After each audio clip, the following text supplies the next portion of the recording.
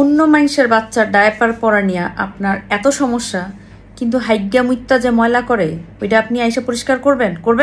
করবেন আপনি পরিষ্কার? আপনি এসে সচাইবেন?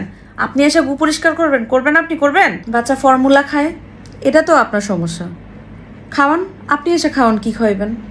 আপনি কি সিচুয়েশন জানেন না তো। বাচ্চা টাইম মতো ঘুমায় না ঘুমাইলে কি আপনার কাছে দিয়ে আসি পালতে? বাচ্চা তো কিছুই খায় না, কিছুই খাওয়াইতে পারো না। না পারি না, ওর খানাটি আমরা খাইয়া ফেলাই। বাচ্চারাই খেয়ে চাকরি করো, কিভাবে পারো? ওই যে যখন আমি অফিসে যাই আপনি তো এসে পাহারা দেন, এই জন্য পারি।